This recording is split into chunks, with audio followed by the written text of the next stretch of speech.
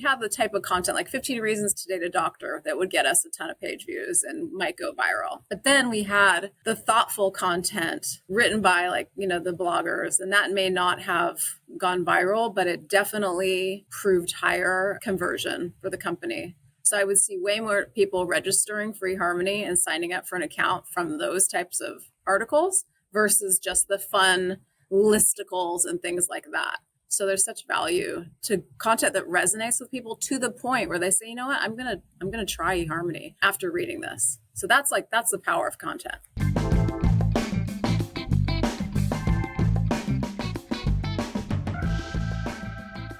Hi, and welcome to the Optimize podcast. My name is Nate Matherson, and I am your host. On this weekly podcast, we sit down with some of the smartest minds in content marketing.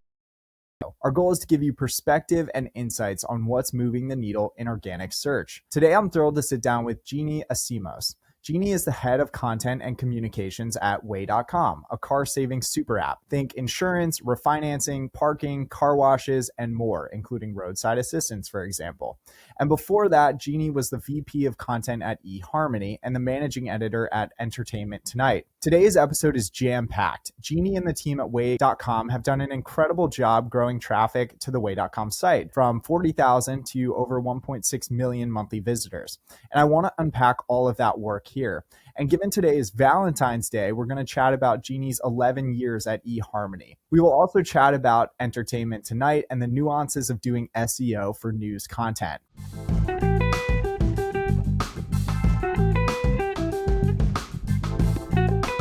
This week's episode of the Optimize podcast is brought to you by Positional. My name's Nate, and I'm one of the co-founders of Positional. We've been working on Positional for about 10 months, and we've built a handful of what I think are pretty awesome tools, including we've launched Content Analytics. Content Analytics is kind of like a heat mapping tool, but for a content marketing and SEO team. We provide really granular insights into where users are dropping off within your pages, and we've actually just launched a couple of new capabilities too. We've launched click mapping and click tracking to give you better insights into where your users are clicking and converting. And we've also launched a more general heat mapping view too, alongside our read maps. We'd love for you to check out our entire tool set at positional.com. Jeannie, thank you so much for coming on the Optimize podcast. I am so honored to be here, and I can't wait to dive in. And I love that this is a Valentine's Day podcast. It's perfect. I have a lot of dating tips, okay?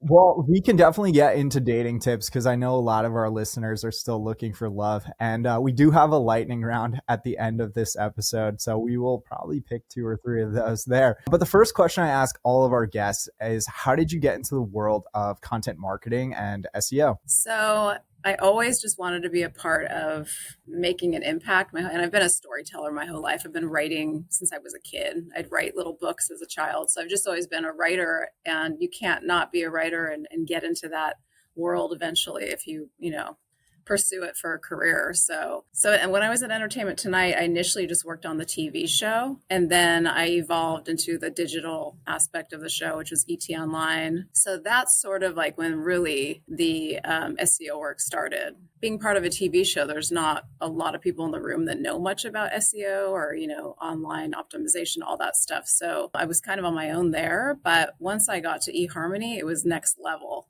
because that's such a important part of the business and just has continued to be. And so that's sort of how I got into all of this. Yeah, and I know on your LinkedIn, you mentioned that since you started at Way.com, the site has grown in traffic from 40,000 monthly visitors to 1.6 million monthly visitors organically. And that's just amazing. I do wonder, because on this podcast, we always say that traffic doesn't necessarily equal dollars. How has it been from a conversion standpoint? Is that traffic that you've been driving actually converting to customers or revenue or whatever that KPI is? Yeah, I mean, for a startup like Way, which isn't a household name like the other companies I work for, it was really about building awareness of the brand and increasing our users, which we've done so exponentially since we started, So I think that's the win there for us is just, many more customers have come to Way since seeing our content and then downloading our app. So really that's the win there, has been sort of that aspect of creating the content and growing the content. And coming into this role, was it a matter of just creating a lot of content that didn't exist yet? Or was it more of like a task of improving what was already there? It was really expanding the breadth of what they were doing. So when I came in, it was very niche, because the way.com started as a parking app. So it was a lot of like content around parking in different cities. There was just so much more opportunity for, a bigger audience in other areas of car ownership, travel. We sort of just blew the doors off the what the team was writing about. We looked at also, I worked hand in hand with the head of SEO, and we sort of just built out a roadmap of where are the opportunities, everything from engine parts on cars to car people, like what they like to name their cars, if you're a white car, a red car, or travel stuff. I mean, there's so much there. So we really just expanded what the team was working on, and organized it in terms of opportunity and how much traffic is this stuff getting monthly. So we just really created different categories. We had a trending category. What are people talking about? How can we get some quick wins there? So it was just expanding, I would say, what the team was already doing. And we also had to expand the team because I think when I started, we had maybe 8 writers. Now we've got 18. So yeah, it was just like coming in and just going, let's blow the doors off this, and let's expand in this, in every direction we could that made sense. And we did our research to make, to sort of back that up.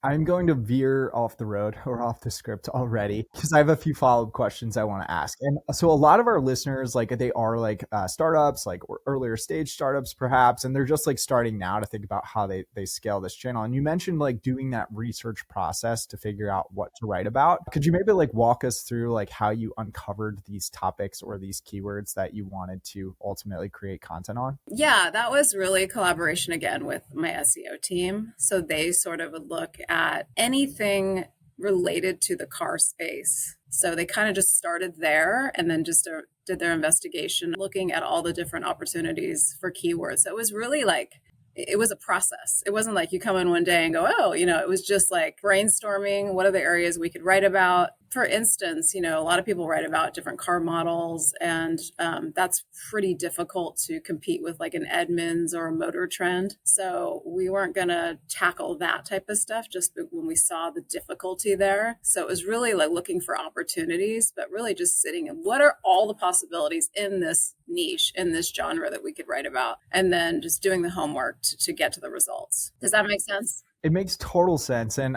whenever like I'm thinking about building a new website, like, my goal is to ultimately like cover every question that someone has in that space. Like I almost want like my website to become like the search engine for that given topic. And we'll talk a lot about topical relevance and topical authority, really just like how Google understands our site as being a good one for a specific topic space. And so I do agree with that process and model of thinking about what is every question that a potential buyer or user could have. But as far as prioritization goes, because it sounds like you've created a lot of content. Mm-hmm. So I guess a 2-part question here, like how much content has been created and published on the site? And then how did you go about prioritizing which topics to do first? I think it was just like we would look at the potential number of users we would gain from a particular topic and then work that way. I think it was like a combination of keyword difficulty and then potential traffic wins. And we sort of organized it that way. And how many pieces have been created so far? Oh my God. I mean,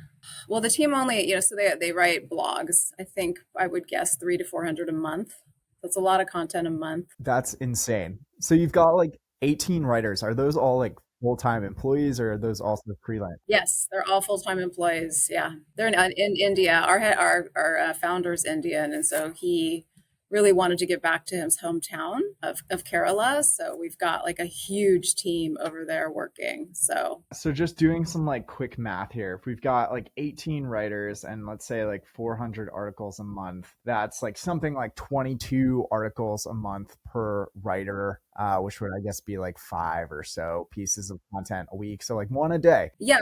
And these are well like researched, thorough blogs. We're not talking 400 words. We're talking, 1,000 words typically. Given that these are non-English speakers, do these pieces of content need to go through like a pretty heavy editing process before they actually go live? They are actually all English speakers, and they're all like professional writers from their, we don't bring in people who are sort of junior level and don't have writing experience. These are all writers that have background, and they go through a pretty vigorous testing just to make sure that the quality's there. Because, if you've got if it's crappy quality or it's inaccurate or whatever, like it's not going to rank. So we got to make sure that these are people that are up to the task.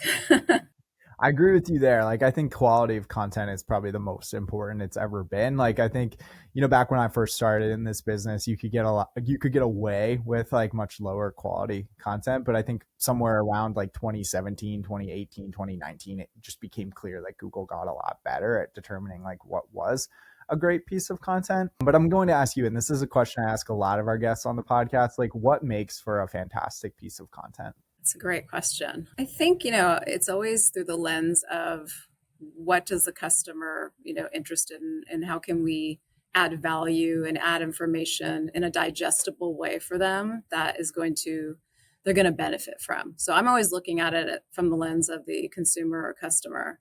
So, bringing value to them and maybe learning something they didn't know.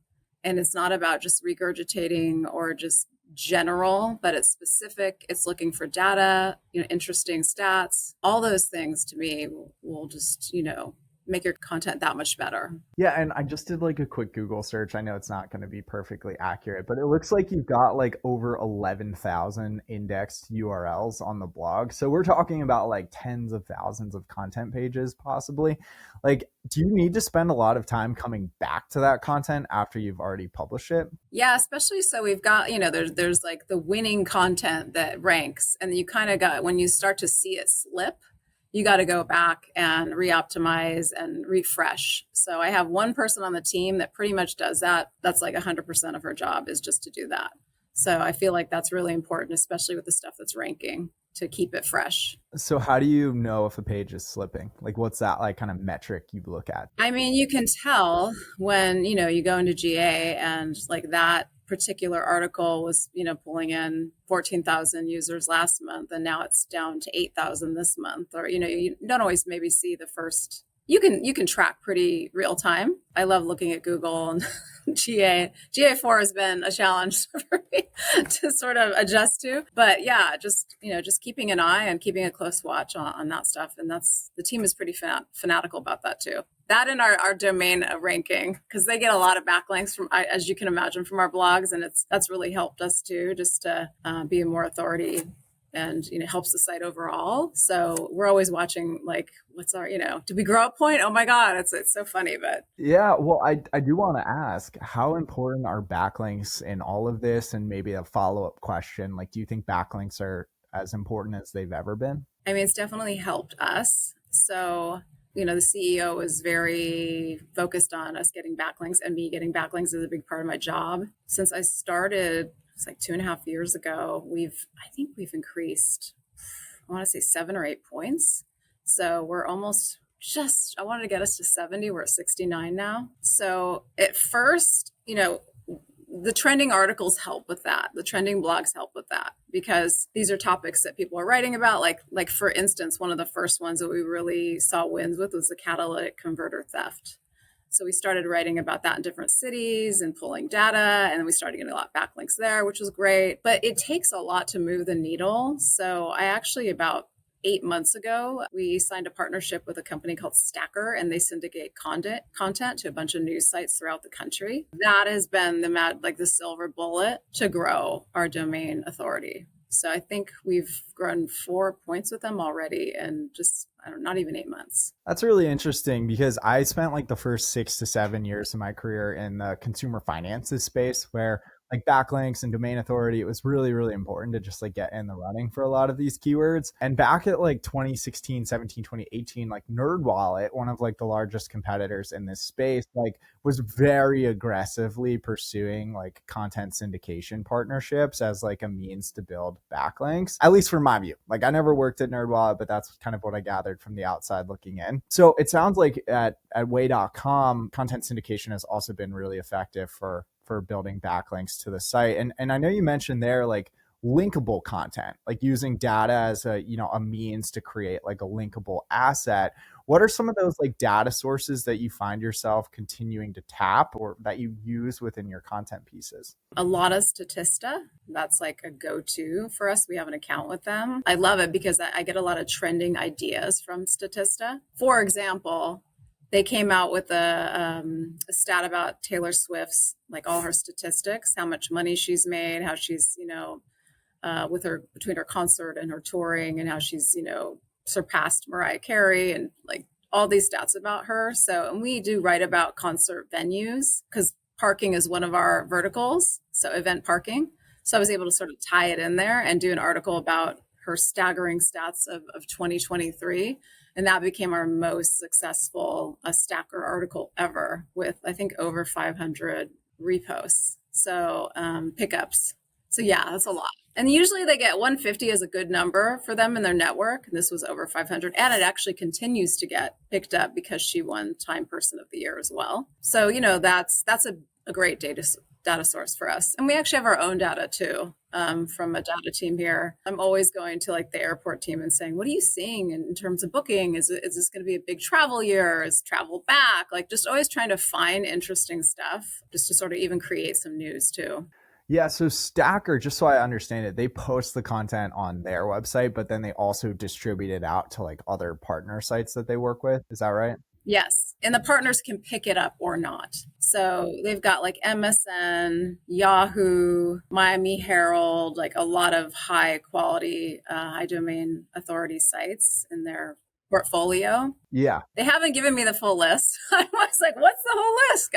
I want to see where we're not, like where we haven't gotten in yet. So we can, because, if you get the same outlets picking you up all the time, it's not as valuable to get those backlinks. So I'm always like, how do we expand into, just so we can get more coverage by more outlets. So I'm always trying to push the envelope here to write about things that you may necessarily see with a car app. But I created a series called What Drives You. So I can talk to interesting people. And so that's been kind of successful too, just to sort of spin it that way. I do agree with you. Like, the 18th link from a website is probably like less valuable than that first referring domain. But I imagine too that like, at least in my case, like I found that journalists just copy other journalists. And so like I imagine like with the content syndication, you can get some like initial momentum behind these pages. And then do you find that like if you do on say like an MSN, then like naturally other journalists might see it and then decide to write about it on their websites? Yeah, we've had some of that happen, and we've actually gotten some nice PR sort of opportunities out of that. We wrote about like green auto loans, and a CNBC reporter saw that one, and then she actually reached out, and so I connected her with our head of insurance, and he was like prominently featured in an article for them. So there's so many wins when you do that as well. So that's been very cool. Consumer Reports was another one that picked up one of our stories and interviewed one of our team members. So that's been awesome. That's exciting for me. Yeah, and I appreciate you sharing that very specific example about Taylor Swift. And like you said, it's awesome that every time Taylor comes back up into the news, then like you might be getting sourced again and building more backlinks every time she's a popular topic, which she always is. And she's welcome to come on this podcast anytime. So as far as, programmatic SEO goes, because I know there are a lot of like non-blog editorial pages on the website. For example, like I saw earlier that you've got a page about like car washes in Minnesota, like Minneapolis specifically. Are those like an important part of the strategy? They are, yeah, they're dynamically created, and our head of SEO honestly could speak to that a lot better. Content team will jump in when needed to work on these types of pages, but yeah, they're dynamically created, and it helps us a lot with Google, obviously, when you've got that specific and all those options out there for people that just helps sort of grow your traffic as well. Yeah, and you recently posted on LinkedIn, and I'll quote you, "I'm not worried about AI and ChatGPT replacing authentic content. It can be a great complement to it and an ally." What do you mean by that? I mean, it really depends on what content you're talking about, right? But like, there's been a lot of fear that AI is going to replace writers, and I feel like with certain types of content, yes, you could generate it with AI unless you're going to get dinged by Google, so you have to be careful. But I feel like they also emphasize conversational content, and I think that nobody does that better than an actual human being. So I think the relatability factor, the empathy factor, the first person experiential factor, AI cannot, in my opinion, duplicate that to the extent that a human can portray that. So I'm not worried about it from that lens. like we've used it to enhance this, rewrite this with Google, this like sort of tagline or description or something like that. Like I think it can help you and be support in that way when you really don't want to spend a ton of time working on something like that. So I feel like it can be an ally in that way. What did you mean by like Google might ding you? Like in terms of it, that content just not ranking well, or like they might actually ding you? That's what I mean, you always have these conversations in the office, and I think it was our head of SEO that said they're not going to give the authority to, let's say, something that's totally written by AI versus written by somebody on your team. So I don't know if that's true or false. I guess time will tell, but I think there's tools that can detect whether something's actually written or just produced by AI. Isn't that correct? You probably would know. Yeah, there are plenty of AI detection tools on the market. I think, none of these tools are going to be 100% accurate. And I find it very misleading when like some of the tools claim like 99.9% accuracy, because I just don't think that's possible. But yeah, I would argue that like there's been AI generated content for a long time. Like there was actually AI generated content in 2014. It was just really low quality. But it did work from a search standpoint for a long time. But then, through a series of updates, Google like very clearly tried to penalize what they saw was low quality AI generated content. And so, yeah, I think Google's like kind of wavered on this a couple times in the last few years. Like, back in 2022, like John Mueller came out pretty clearly on Twitter and said, like, don't use AI generated content. Like, if you do and we catch you, we're going to, kind of mark you as spam by Spam Brain. But then like Google at the start of 2023 kind of updated their guidelines, and they said that you can use AI generated content as long as you're, quote, not using it as a means to manipulate search results, which is what most people are trying to do with AI generated content.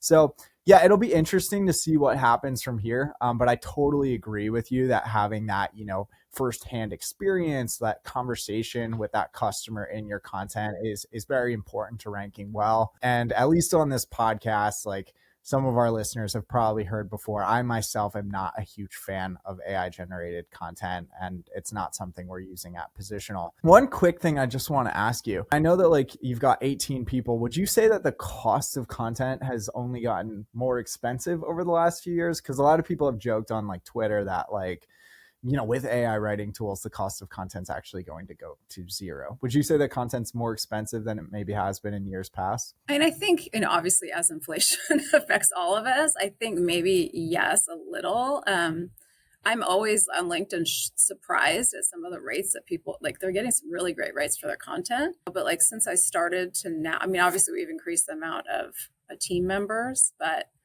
it depends on also where you're getting your content from. I mean, obviously, the team in India, it's a very different financial dynamic there and just their cost of living. So it's obviously much more affordable for us. I'm really lucky to have a great team of smart people. So it's not, if I was to have 18 people here in the US, we couldn't do it. There's no way.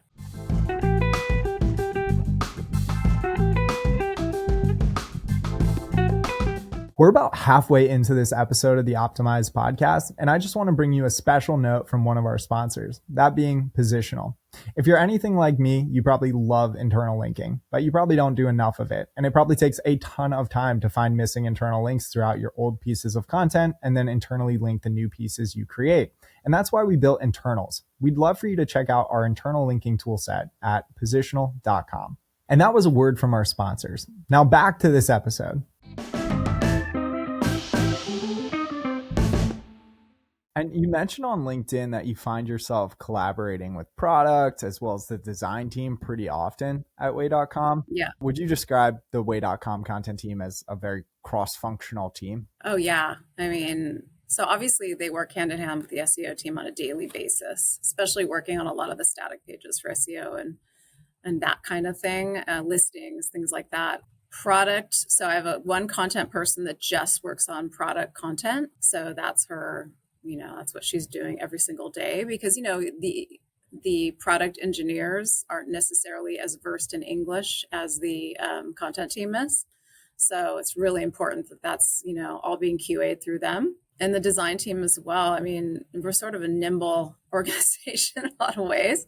So I will literally scribble out like what I'm thinking for, if we're working on, let's say, a one sheet for our one of our partners for our Way Plus, which is a membership program, and I need a one sheet for the sales team to pitch, I'll just sketch something out and take a picture, really old school, and send it over to the design guy and have him work on it. So yeah, it's kind of cool. I get to interact with everybody here far more than any other company. I think that's just part of the startup. I'm in these SEO meetings. I'm in, meetings with the sales team. It's really interesting to to get this experience at this point in my career, because, working for a bigger company is just, you're more siloed. You're in your lane, you're doing your thing.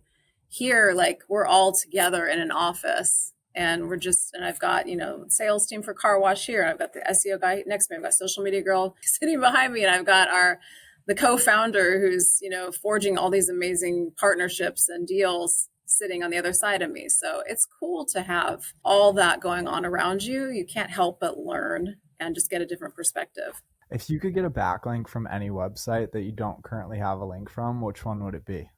TechCrunch. I say that because the first day I came in, our CMO/CPO, he's a busy guy, said, I want to get us some TechCrunch. And I've been trying for 2+ years, and it has not. I think we've been covered by them before, but I haven't gotten us in there. And I even had a PR team. We had a boutique team we had hired for a while to help, because PR is not something I thought I'd be doing when I came in, but it was sort of added onto my plate, and it's just difficult for one person to do it. So they didn't get us in TechCrunch either. So we're still trying. I'm sure it'll happen. You'll get a link from Positional today in the show notes. So maybe that takes you from 69 to 70. We'll see. Whoa. I probably not. Actually, definitely not. So I do want to ask about your experience at Entertainment Tonight. You were there for over 12 years. And I myself don't have any experience when it comes to doing like SEO for like news related content. Is doing SEO for like news related content substantially different than like doing, I don't know, traditional SEO with a blog post? I think you've got so much competition in that space. So if you're not like an Entertainment Tonight or, a very well-known outlet like a People magazine or a TMZ, you're going to have a hard time ranking, because so many people are writing about entertainment news. I think it's going to be tough to rise to the surface. There are people who have, like Perez Hilton was, one of the first bloggers of entertainment news back in the day, and he created a name for himself by being really snarky. So there's like the opportunities, I guess, but I think it's just a lot tougher. That's a tough space. Like, I would never have the team work on celebrity content. Now, that said, we have done things like Jay Leno's car collection, and we get backlinks from that article all the time. So there is opportunity in a certain arena, I guess, but it is, I think it's really tough. But, back when I worked there so long ago, and it was really, I was working with a bunch of TV people, there's not a lot of knowledge about the online world back then. And, they knew that I was managing ET Online and breaking news at ET Online all the time. And they would run through the newsroom and say, how many hits are we getting? That was always like, I'm like, what's a hit? But okay, I'll answer that. I'm assuming you mean page view. How many hits are we getting today? That's what the executive producer would say. Like, they didn't have a lot of knowledge about, online stats and whatnot. So I would just say over 1 million hits, and they'd be happy. Well, it's kind of quite hard to see hits in Google Analytics for these days. So I imagine back then it was a little bit easier. Would you be totally crazy to start like an entertainment news focused site today if like you were starting from scratch? I guess it just depends on how many resources I had. If I had a lot of money behind me, and I could bring in voices or people who are known, or I think, building a site, you kind of need voices of authority. So I think that maybe if you had a budget and you could do it and maybe if you had a unique lens or a unique idea that somebody else wasn't doing, there's always like room for that, I think. Like with eHarmony, the advice site, this is kind of an example. It was doing okay. We had a bunch of eHarmony staff articles there. I just felt like they were very generic and not really providing that much value. So I built up a blog team of just different people with different voices. I really wanted to cast a wide net and appeal to all different types of people, whether in a relationship or dating or whatever. So I hired that psychologist I mentioned to write about the more sensitive issues in dating, or, issues you may have in relationships. And then I had a single woman in New York who was dating in that, in that part of the world. And that's kind of an interesting, unique experience. And then I had a single mom. So I just built out a interesting variety of people to talk about their experiences in dating. And that content at the time, it was all about with your ad sales team, page views and whatnot. So we have the type of content like 15 reasons to date a doctor that would get us a ton of page views and might go viral. But then we had the thoughtful content written by the bloggers, and that may not have gone viral, but it definitely proved higher conversion for the company. So I would see way more people registering for eHarmony and signing up for an account from those types of articles versus just the fun listicles and things like that. So there's such value to content that resonates with people to the point where they say, you know what, I'm gonna try eHarmony after reading this. So that's the power of content. That makes a ton of sense.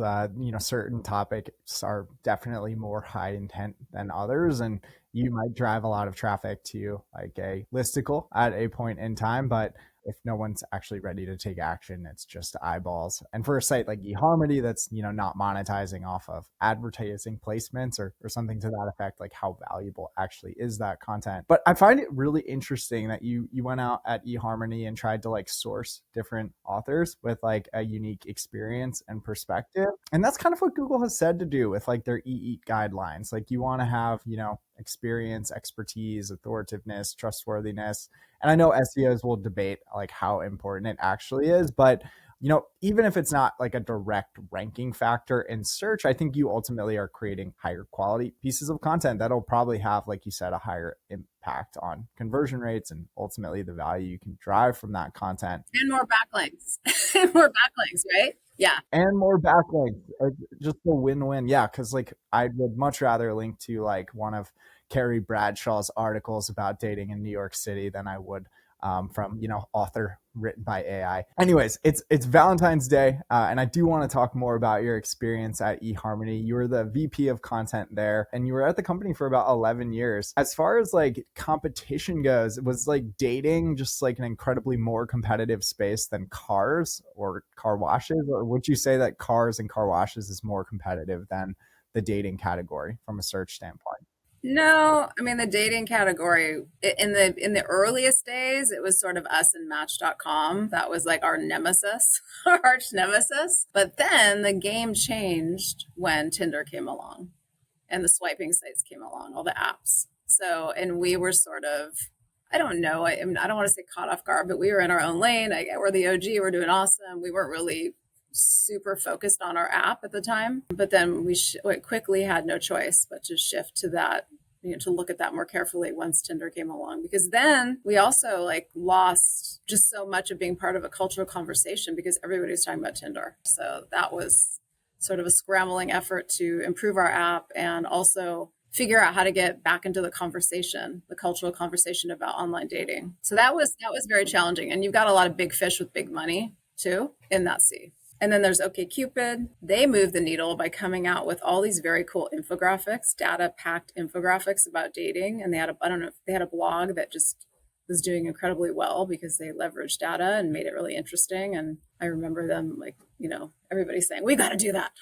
So, you do need to pay attention to what your competitors are doing. Yeah. A few years back, earlier in my career, actually more than a few years ago now, I think it was right when like Bumble was getting popular. We like did a piece of data driven content where we did a survey of both like Tinder users and Bumble users. And we asked them like, which one is for love and which one's just for hooking up. And I think we found that like Tinder was just for hooking up and like, Bumble was for actually finding love. And we built like 200 or 300 links to that article. It went like totally viral. The problem there was like our website wasn't about dating. So it was kind of confusing for Google from a topical relevance standpoint. But when I think of eHarmony today, I think of it, and I've not used dating apps myself, but I think of it as maybe like a more serious dating platform than something like Tinder. And so from like and I could be wrong here, but if I'm right, from like a content standpoint, did you need to think about like topics maybe that were for like a more serious dater and maybe not like, writing about topics that would serve like a Tinder user? Is that something you thought about? I think that eHarmony is like, yes, it was known as a serious site, but I also think that even if you just want to have good dates with like a good quality person, eHarmony's, a smart move because you're going to go in, we're going to match, like eHarmony is all about matching people based on complex algorithms and asking you a bunch of questions so that you actually have something in common with the person you're sitting across from versus Tinder is just who's in your vicinity, who's 10 miles away or 20 miles away or whatever. So it's going to be a better quality date. So that's a message we wanted to send to the customer as well. So it's not just for marriage. It's not just for the serious relationship or engagement. It's actually for good dates as well and just meeting good quality people. So yeah, we wanted to create content around all of that, every stage of dating, from the first date, like first things you never say on a first date or things you don't want to wear on a first date. We covered all of that. I know at eHarmony you must have had like a ton of interesting data. Did you utilize that data like from a content standpoint, either to create more engaging content or to build backlinks? Yes, we had a whole team of research scientists who were always like analyzing couples, interviewing people on eHarmony, and even just our like nightly sort of machine learning was interesting because it would look at like who somebody on the site was looking at or clicking on or talking to, and then the next day we would present matches that based on what we knew they liked would be a good fit for them. So one of the things I loved doing was meeting with our research scientists, talking about data, our learnings they had, and then trying to create content that was like easily digestible because they were super smart guys, and some of it was sometimes pretty complex. So we'd always have to sort of work with the content so it could be interpreted and understood by a large audience. And how important are graphics and visuals or videos in all of this when creating content? Important or not that important? I think important. Can tell a story. Absolutely. Is graphics and video creation something you're focusing on at way.com? Yeah, the team's been doing web stories lately, which have been doing really well. Obviously, when we can have a companion YouTube video with a blog, we'll put that in as well. So it's always like you always want to have that sort of 360 view at your content. Like, where does this blog, how can we transform this content to something for social media, YouTube, whatnot. So there's always that. How can we take this and apply the information to a different format just to get the most out of, what we're creating? Yeah, and I think all of that would keep people on your pages longer. It would get them to engage more and hopefully send like a positive indication to a search engine like Google that like your page is actually a good and helpful one, and also just helps make those pages more unique and uniquely valuable and differentiated. So and that's clearly something Google's thinking about. Absolutely.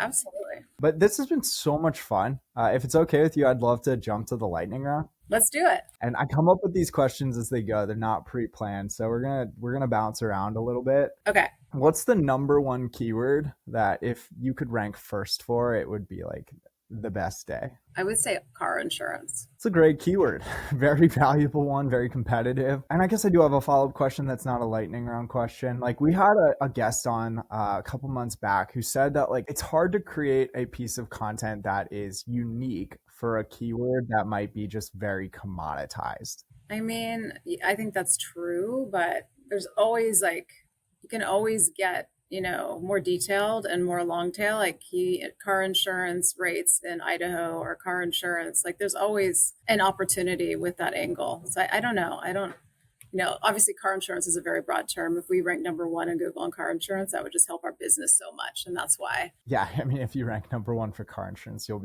be printing cash. I don't even care what you're selling. Can you imagine? I think Geico might be a little upset. And looking back at your time at Entertainment Tonight, was there like one story that you broke that like you'll never forget? Oh my God, Anna Nicole Smith dying. How did you break it? So we had been with her like in the Bahamas. She had lived in the Bahamas, and our producers had just forged a relationship with her and our partner at the time, Howard K. Stern. So we had just an in with her and a lot of exclusives with her. So we knew before, it was even out there that she had died in like a hotel room in Florida. And I remember I went to get lunch and I walk in the newsroom, everybody was just standing there. And I said, what happened? And I said, Anna Nicole Smith died. And it was like, everyone was shocked. And then it was like jumping into mode of covering the story. So I'll never forget that day. If someone dies and you want to cover the death of that person in a story, how do you like verify that one is actually dead? Their people, their team. Yeah. And so and you've got relationships with their managers, with their agents, like especially to a show like ET, long-term relationships with people. So it usually comes that way. Gotcha.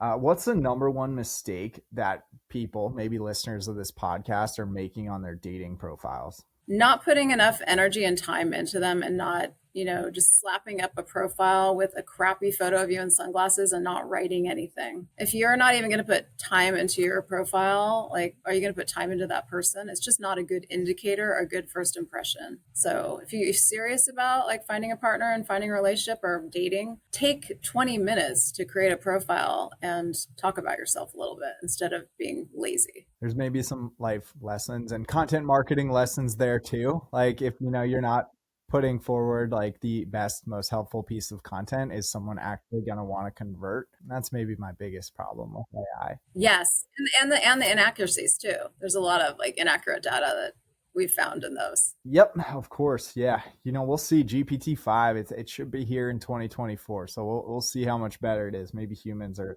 finally going to be replaced. And the last question I want to ask is about your previous podcast called The Love Show. What were like one or two learnings that you had from doing that podcast? I had a male co-host who was the CEO of eHarmony, and I did learn that men and women look at things very different, in a different perspective. So that's one thing, is they really just have a different lens in how we look at things. The other one is do not text like long format. Like texting should be, hey, I'll meet you here. Let's do this. Texting should not be to explain your deepest feelings or to break up with someone. Texting should be short format, because there's just way too much room for misinterpretation.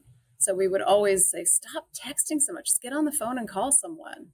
People don't like to hear that these days, but there was that. And then the last thing was, you're not in a relationship with someone until you are sitting across from them in person with them. You're not in a relationship if you're having an online communication or an online relationship. This is not your boyfriend. This is not your girlfriend. It's not a relationship until you've actually seen the person in real life, because a lot of people get duped that way. Not to end on a negative note, but it does happen.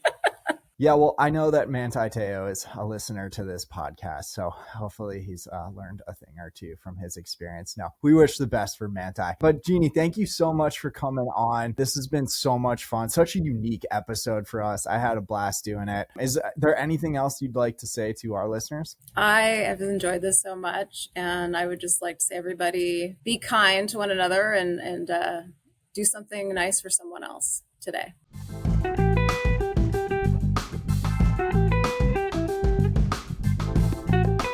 This week's episode of the Optimize podcast is brought to you by Positional. You probably know by now that my name is Nate, and I'm one of the co-founders of Positional. And we've built what I think is a pretty awesome tool set for content marketing and SEO teams. We've got a few features you'd expect, like tools for keyword research and keyword tracking, but we've also got a few tools that you've maybe never seen before. For example, internals for internal linking, and content analytics, which is kind of like a heat mapping tool, but for a content team. It helps give you insight into where in your pages you might want to come back and improve. We've got about 8 tools, and we'd love for you to check them all out at positional.com.